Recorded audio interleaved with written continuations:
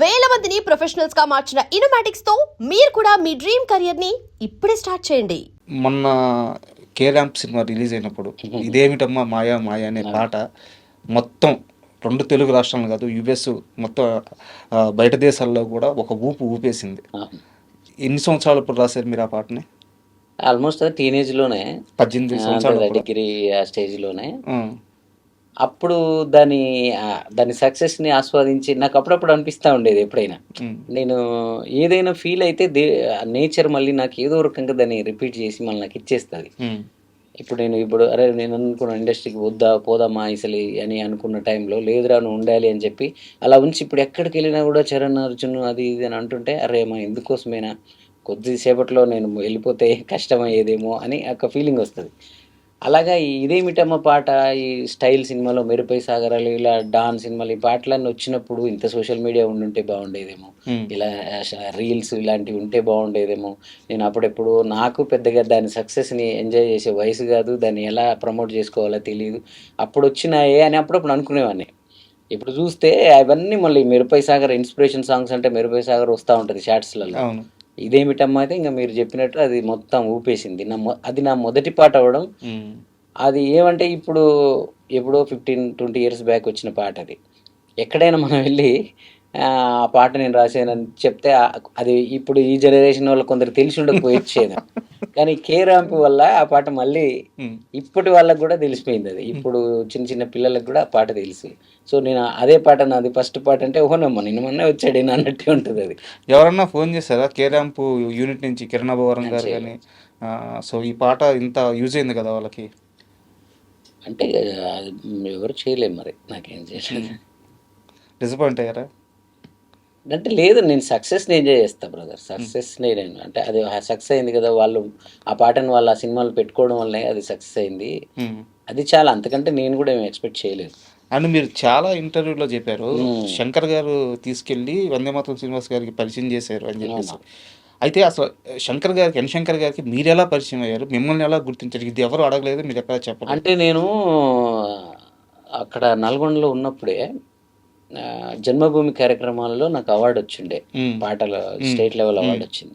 దాంతో ఆ ఏరియాలో అప్పుడున్న మినిస్టర్ ఎలిమినేటి మాధవరెడ్డి గారు, కలెక్టర్ గారు వాళ్ళందరూ ఉండేవాళ్ళు నల్గొండ.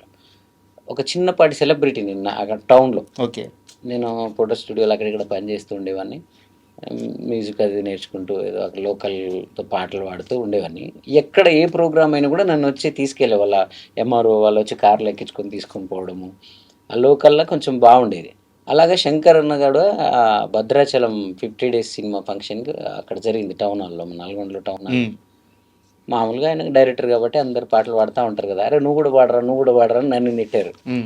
నాకు కొంచెం చిన్నప్పటి నుంచే సమయానుకూలంగా పాటలు పాడడం, అంటే ఇప్పుడు ఆ సభను బట్టి, ఆ సమావేశాన్ని బట్టి, అది ఎలాంటి సభ అయితే అలాంటి పాటలు నాకు మళ్ళీ చిన్నప్పటి నుంచి ఏదో సినిమా పాటలు ఉన్న పాటలు పాడకపోయేవాడిని. నాకు నేను క్రియేట్ చేసుకొని పాడాను. సో ఆయన సినిమా డైరెక్టర్ కాబట్టి ఓ లవ్ సాంగ్ ఏదో నేనే అనుకొని కంపోజ్ చేసుకొని పాడేశాను. గుర్తుందా పాట? ఉంది. అయితే అప్పుడు ఆయన నన్ను మళ్ళీ పాడాను. అప్పుడు కూడా నా మొహమాటమే. ఆ రోజు నుంచి ఈ రోజు వరకు అది పోలే. పాడాను, క్లాప్స్ కొట్టారు అందరు జనాలంతా, పాడేసి నా పని అయిపోయిందని బయటికి వెళ్ళిపోతున్నాను నేను. ఒక అతను వేరే అతను ఉండి, నువ్వు పాడేటప్పుడు ఆయన చాలా మురిసిపోయాడు, నువ్వు వెళ్ళి ఆయన కలువు, డైరెక్టర్ని కలువు, నువ్వు కలువు అంటే నేను వెళ్ళి వాళ్ళు అన్నారు కదా అని నెట్టేస్తే నేను వెళ్ళి పాట పాడింది నేనే అని కలిసా. సార్ అన్నప్పుడు నువ్వు ఇప్పుడు హైదరాబాద్ వచ్చినప్పుడు కలవమని అన్నారు. హైదరాబాద్ నేను ఎందుకు వస్తాను, ఆయన ఎందుకు కలవన్నాడు నాకేమీ తెలియదు. ఆయన అన్నందుకు నేను వచ్చి కలవడం అలా వందేమాతరం స్టూడియోలో పాట ఇదేమిటమ్మ పాట దాకా వచ్చింది. అది ఆ రోజు శంకర్ గారి ముందు మీరు పాడిన పాట ఏంటి? సంధ్య వేళలో సరిగమ పదని సాలాపించగా, చందమామ చిరు చందనాలతో నన్ను దీవించగా, మదిలో మెదిలేను ఏదో భావం బహుశా నువ్వేనేమో, కలలో కదిలేను కమ్మని చిత్రం మనసా నీదేనేమో, యమునా తీరమందు ఎదలో ఊహలన్నీ కవితలుగా రాస్తుంటే ప్రతి పదము నీ పేరే, వరద పొంగుల్లో ప్రమిద రంగుల్లో నీ వయలు చూసాలే. లేదు ఉంటుంది. ఏంది ఎంత బాగుంది పాట అది. అదే నాయి చాలా చిన్నప్పుడు రాసిన పాటల్లో కూడా ఎక్కడా తప్పులు ఉండవు ఎవరైనా ఎతకడానికి కూడా, అంత ఒక మెచ్యూర్డ్గా ఉంటాయి. ఒక పెద్ద వంశీ గారి సినిమాల్లో ఉండే అవును. ఆ సాహిత్యం కానీ, ఆ ట్యూన్స్ కానీ, లేదా మన శేఖర్ కమ్ముల గారి సినిమాల్లో ఉండే ఆ గోదావరి సినిమాలో ఉండే ఆ ఫీల్ కానీ, అట్లాంటి ఫీల్ అలాంటి పాట. కలుగుతుంది. ఇలాంటి పాటలు ఎన్ని ఉన్నాయి ఇంకా మీ దగ్గర? ఇంకా అంటే చిన్నప్పుడు ఏదో రాశాను, కొన్ని ఉన్నాయి, కొన్ని కొన్ని నేను ప్రైవేట్గా తీసుకొస్తున్నాను. ఉమ్. సినిమాల్లో మాత్రం ఇంకా ఎప్పటికప్పుడు ట్రెండ్స్ మారుతుంటాయి కదా, నేను కొత్తగా చేస్తూ ఉంటాను. ఉంటాయి ఇంకా చాలా ఉంటాయి, ఏదైనా సెట్ అయినప్పుడు పెట్టాలి. సూపర్ ఉంది నిజంగా సాంగ్. ఈ ఇదేమిటమ్మ మాయ ఆ సాంగ్ రాసినందుకు మీకు ఎంత ఇచ్చారు రెమ్యునరేషన్? దేమిటమ్మ రాసినందుకు 3000 ఇచ్చారు ఇప్పుడు. 3000 చాలా ఎక్కువ అప్పుడు. అసలు 3000 చూడు, నేను అదే ఫస్ట్ టైం లైఫ్లో. మా నాన్న కూడా చూసిండు ఆ, ఆ స్టేజ్లో, అప్పుడున్నప్పుడు. అవి అంటే నేను పాట రాశాను సినిమాలో, రాజశేఖర్ గారు స్టార్ కదా అప్పుడు. ఉమ్, రాజశేఖర్ గారి సినిమాలో పాట రాశాను అంటే ఎవరు నమ్మలే. అలా నమ్మించడానికి ఉపయోగపడింది నాకు ఆ 3000. మరి నా దగ్గర డబ్బులు 3000 ఎక్కడ ఉంటాయి చూడండి, సినిమాలో రాశానని చెప్తేనే నమ్మారు అప్పుడు. ఈ నువ్వో రాయి నేను శిల్పి పాట రాసే ముందు ఆ. చరణ్ అర్జున్ లైఫ్ చాలా గందరగోళంగా, నిజానికి లైఫ్ ఎటుపోతుందో తెలియని ఒక సందర్భంలో, అవును. అది నేను పేదరికం అన్నగాని ఫైనాన్షియల్ కూడా ఇబ్బంది, అవును. ఏం చేయాలో తెలియని ఒక సందర్భంలో పుట్టిన ఒక ఆలోచన అది. అవును. బట్ చరణ్ లైఫ్ని మార్చేసిన పాట అది అని చెప్పి చాలామంది ఏం మార్చింది, ఇంకేం మార్చలే. బట్ ఒక చిన్న ఒక రికగ్నేషన్ రికగ్నైజేషన్. సో ఒక్కసారి ఆ పాట. అదేంటంటే చాలా ఇంటర్వ్యూలో చెప్పాను, బట్ మీరు అడిగే విధానం బాగుంది కొత్తగా కాబట్టి మీకు చెప్తున్నా. అంటే నువ్వోరా నేను శిల్పి ముందు ఏమంటే అసలు మనల్ని అంటే నా గురించి రాసుకున్నన్ని కథలు ఈ జనాలు వాళ్ళ గురించి కూడా రాసుకోరు. అన్ని కథలు ఉంటాయి నా మీద. వాడికి వాడే డిసైడ్ అవుతాడు, ఈయన ఇది అని, వాడు ఆయన అదే అని, ఈయన ఇది అని. సో వాళ్ళకేం ఆనందమో తెలియదు నాకు అడ్డంకులు క్రియేట్ చేయడంలో. అది నేను దాన్ని తర్వాత అర్థం చేసుకున్నది ఏంటంటే, అది నేచర్ మనతో చేయిస్తుంది. మనం స్ట్రాంగ్ అవ్వాలి. మనం ఇంకా చాలా కాలం ఈ ఇండస్ట్రీలో, ఈ ప్రజల్లో, ఈ పాటల రూపంలో ఈ ప్రజలకు సేవలు చేసేది ఉంది. మనం లాంగ్ స్టాండింగ్ కెరియర్ మనకు ఉండబోతుంది కాబట్టి అంత ఈజీగా మనకు సక్సెస్ రావట్లేదు. మనల్ని నేర్పుతుంది నేచర్ ఏదో మనకి. సో ఇది కూడా అందులోంచి భాగమే అని చెప్పి, ఇప్పుడు నేను మ్యూజిక్ డైరెక్టర్. నేను మ్యూజిక్ డైరెక్టర్ అవుతానంటే నీకెందుకు మ్యూజిక్ డైరెక్టర్, నువ్వు పాటలు రాసుకోవచ్చు కానీ ఒక ఆయన సలహా ఇస్తాడు. ఇంకొక ఆయన సంగీతానికి నీకేం సంబంధం అంటాడు ఆయన. ఇవన్నీ నాకు ఎంత కోపం వచ్చేదంటే, నువ్వెవడరా డిసైడ్ చేయడానికి, సంగీతానికి నీకు సంబంధం అంటే నువ్వు పాటలు రాసుకోవచ్చు, లేకపోతే నువ్వు ఎక్కడ మ్యూజిక్ డైరెక్టర్గా గెలుస్తావు నువ్వు అంటే మనం చేసిన కొన్ని సినిమాలు అంటే మనకు తెలివి లేకో లేకపోతే మెయింటెనెన్స్కో మొహమాటానికో ఒప్పుకున్న కొన్ని సినిమాలు ఉంటాయి. అవి సరైన రిజల్ట్ ఇవ్వకపోవడంతో అవి మన మీద పడిపోయి మనం సక్సెస్ అవ్వం, మన పాట రీచ్ అవ్వదు. అసలు మనం దాన్ని ఏమంటారంటే, నువ్వు మ్యూజిక్ డైరెక్టర్, నువ్వు వద్దంటుంటే నువ్వు మ్యూజిక్ డైరెక్టర్ ఎందుకు చేసావు నువ్వు. మరి సక్సెస్ అయినవి ఉన్నాయి కదా. అప్పుడు నేను అనేది నువ్వు రాయి నేను శిల్పి ముందు. అప్పుడు నాకు ఒకటి ఉండే, అరే నన్ను నేను కంపోజర్గా, సింగర్గా, నన్ను అంటే మ్యూజిక్ అంటే లిరిక్స్ కాకుండా మ్యూజిక్ అంటే లిరిక్స్తో మీరు సక్సెస్ అయినాయని చెప్తున్న పాటలన్నిటికీ నా పేరు ఉండదు.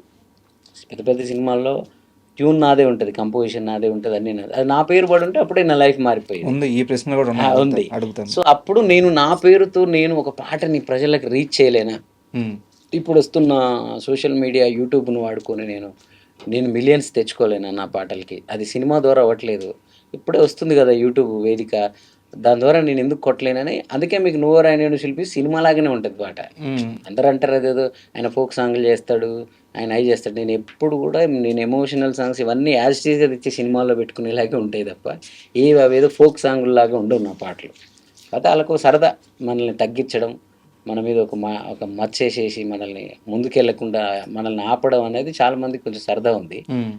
వాళ్ళ సరదాలు తీర్చడం కోసమే నేను ఒక గట్టిగా నేను కూడా వాళ్ళకు నన్ను ఏదో ఆపాలి, నన్ను ఏదో తొక్కాలని వాళ్ళకు సరదా ఉంటే నాకో సరదా ఉంటుంది కదా, ఎక్కాలి ఎదగాలి.